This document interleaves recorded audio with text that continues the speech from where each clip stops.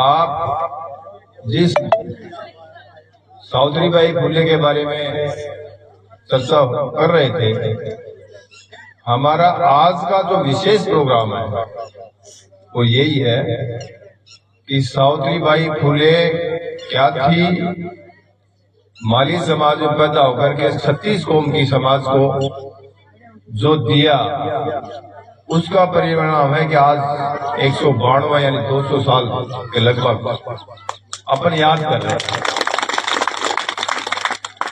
अभी गुरुजी बता रहे थे कि महात्मा ज्योतिबा फुले 11 साल के थे, ये 9 साल की थी, उनकी शादी हो गई। तो महात्मा ज्योतिबा फुले आज का जो समय है उस समय बहुत फर्क था। उस समय में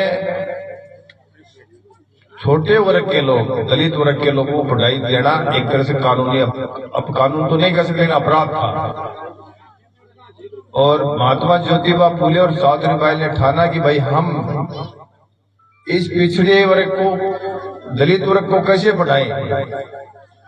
तो आदमी में तो ये महात्मा ज्योतिबा फुले खुद पढ़े लिखे थे, ज्यादा पढ़े लिखे थे उस समय में।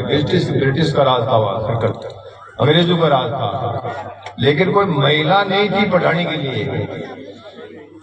तो उन्होंने क्या किया कि शादी के बाद अपनी पत्नी सावित्रीबाई फुले को पढ़ाया, पहले पढ़ा करके उसको शिक्षित, पढ़ाने के लिए शिक्षिका बनाई, मतलब उसको टीचर बनाया।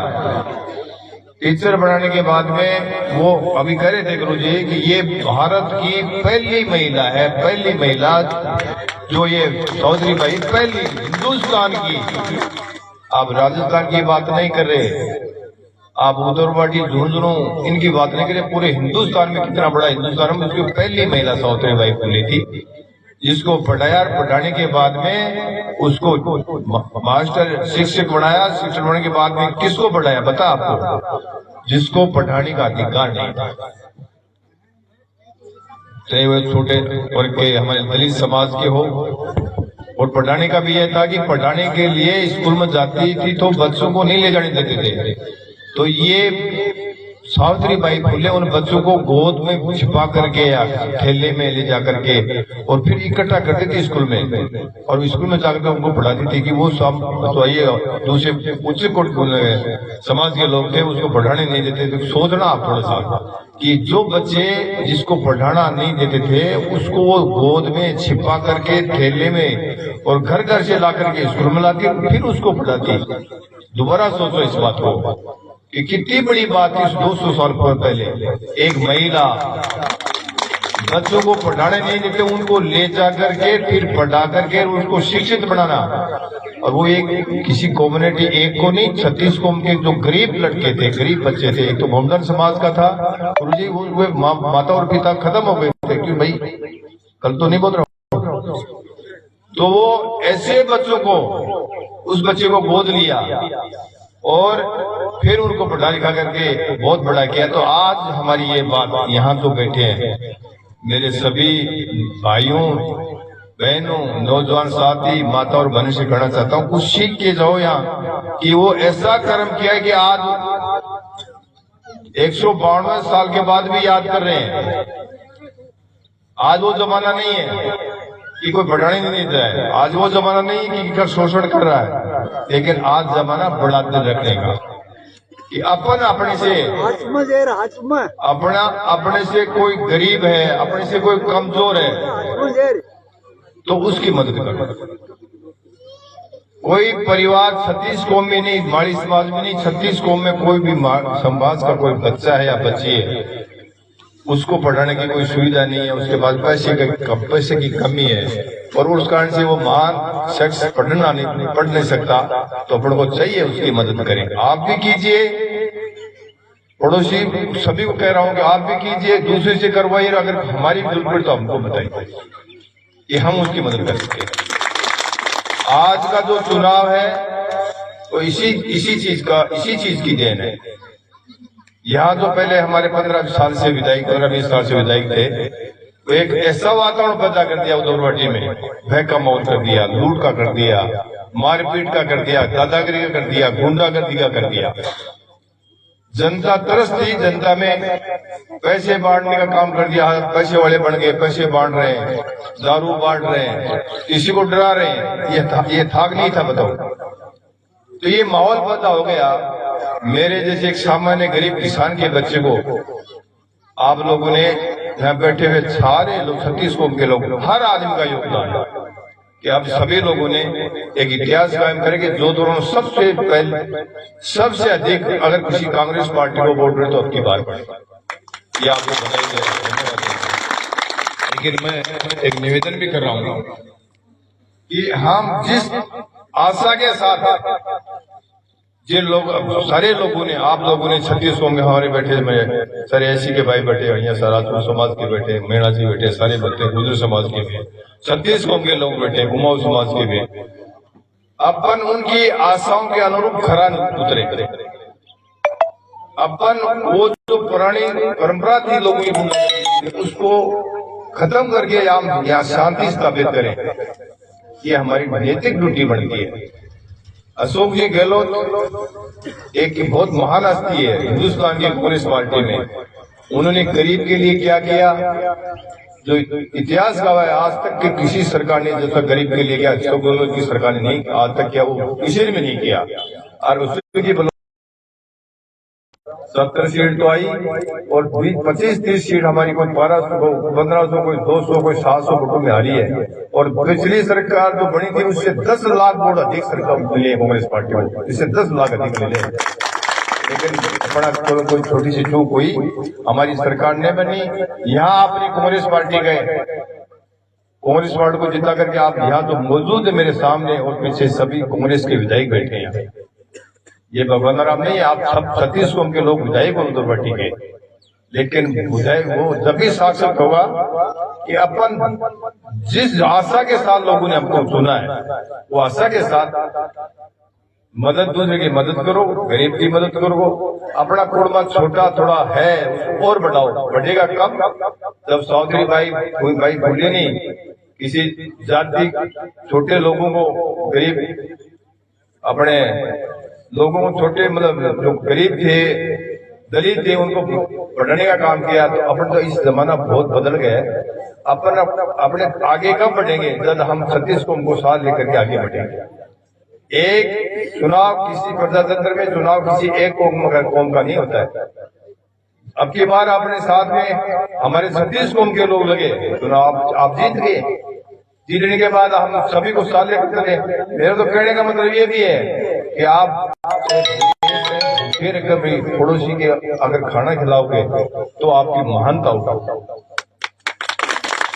मेरा कहना मतलब ये है कि हमारे आदमी कोई, हाँ मैं ये भी कह रहा हूँ, कोई दादागिरी करे, आपसे कोई यहाँ दादागिरी करे तो इतनी कमजोरी मत लाना। भाई दोनों सिद्धांत है, गांधीवादी सिद्धांत भी है, और ये लड़ते रहते हैं मेरे से बड़े भाई। तो मैं कहता हूँ भाई ये ठीक नहीं लगता, लेकिन कमजोरी भी नहीं है अपने में, कोई कमजोरी नहीं है। अगर कोई दादागिरी करेगा तो उसका नाक में नकेल डाल देंगे, चिंता करने की जरूरत नहीं है। लेकिन वातावरण में ऐसा खराब नहीं हो जिसे हम कहेंगे यार आप बहुत वैसी भाषा बोलने लगे जैसे वो पहले वाले बोलते थे। कि हिंदुस्तान संविधान से चलता है, हिंदुस्तान कानून से चलता है, और कानून से बड़ी ताकत और भय धरती पे नहीं है। आपको मैं बताऊंगा, कानून इतनी बड़ी है कि उससे बड़ा भय, और ये संविधान से बड़ा भय कहीं भी नहीं है। हिंदुस्तान उससे चलता है, बंदूक की गोली लाठी पत्थर से नहीं चलता। तो इसका ध्यान रखें, कोई भी आदमी कानून की अवहेलना नहीं करे, संविधान की अवहेलना नहीं करे, उनके अनुरूप चल करके और अपना काम करें। हम पूरी तरह से लड़ेंगे, कहीं दिक्कत नहीं है। मेरे को सारा पता है कि रॉयल्टी और क्या हो रहा है, ओवरलोडिंग का क्या हो रहा है। यहाँ सबको पानी के बारे में भेदभाव बरता गया। मेरे को एक एक बात का पता है, लेकिन मेरे को समय नहीं दिया। 20-25 दिन में 5-7 बीमारी में लग गए। फिर अपने विधानसभा की नजर चली, उसके बाद में आप लोगों के गांव में निकल गए। तो समय थोड़ा मिलना चाहिए। भगवान की दृष्टि से 5-4 क्लास पढ़ेड़ो, चिंता करने की जरूरत को नहीं।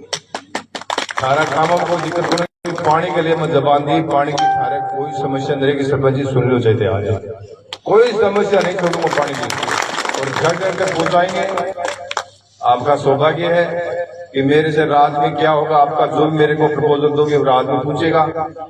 बीघा बावजूद 5-7 करोड़ रुपया था ना, जो भी मिले मैंने इकट्ठे भी काम में लो, कोई दिक्कत नहीं। और बिल्कुल शांति कर, देखिए कितना रोड़ा बहुत बड़े चुनाव जीते हैं, सड़क फोड़ दिए, किए करें, नाटक वाटक करें, उन्हें कोई आवाज को सुने ना, एक मनो को की शांति में सो जाएगा। छोटी सी गोली आवे नशा की, तो बोलिए बाद पूरी नींद आवे। 5 साल के लिए तो गोली दे ध्यान है, 5 साल की गोली दी ध्यान है, तो आराम से सो, लेकिन थे जनता की मदद करो। आप खुद विधायक समझ के काम करो, और काम ऐसा करो कि जनता ये कहेगी यार शानदार काम किया। और आप भी गाड़ी गलोच और लूट खसोट चालू कर दोगे तो फिर बचेगा क्या? हम भी उसी श्रेणी में आ जाएंगे। जनता आज, मैं तो आपको कह रहा हूं, कर्म अच्छे कर्म करो, फल ईश्वर के हाथ है। अपने अच्छे कर्म करते रहो, फल कब देगा ईश्वर? वो ईश्वर ऊपर वाले देखता है।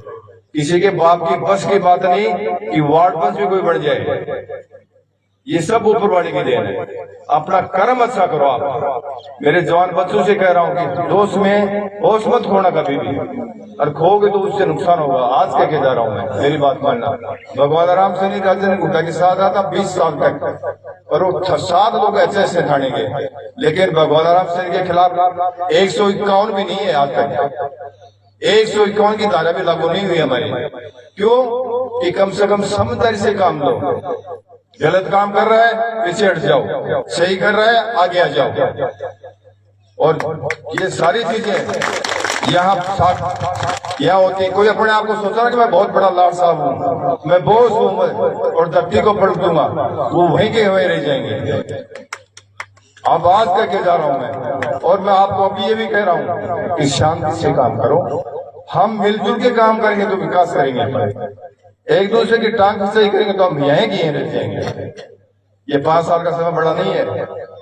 5 साल में 30 दिन तो आपके कम हो गए हैं, और ये समय ज्यादा लड़ने जाता है ना, वो किसी के भरोसे नहीं बैठता।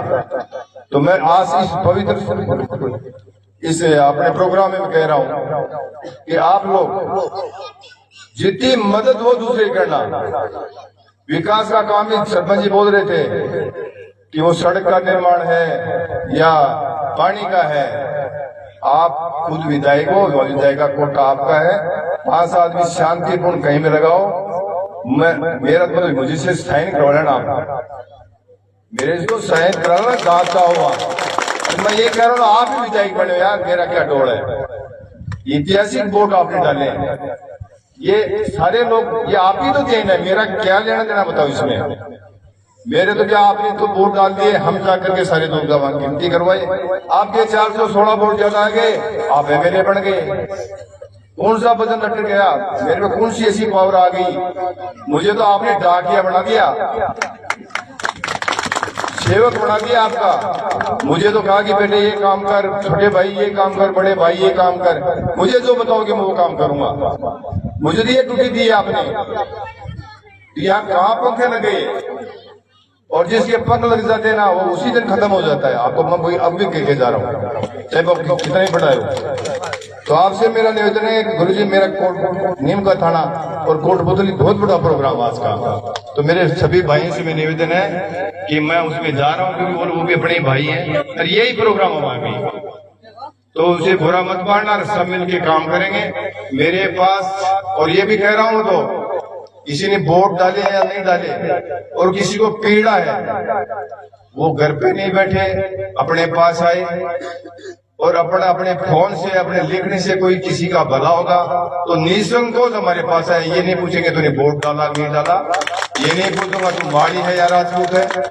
मुझे काम करने में मजा आता है। मैं प्रधान था, ये बैठे यहाँ, ये दूसरी पार्टी के थे, हम हमारे ग्रुप से खिलाफ थे रतन जी। लेकिन रतन जी पूछो, मैंने मेरे 37 सरपंच थे उस समय, और 27 पंचायत समिति मेंबर है। आज खोज के लिया ना, 37 के 37 सरपंच और 27 मेंबर में 2-3 मेंबर गए, 2 एक सरपंच भी गए, खरबास गया।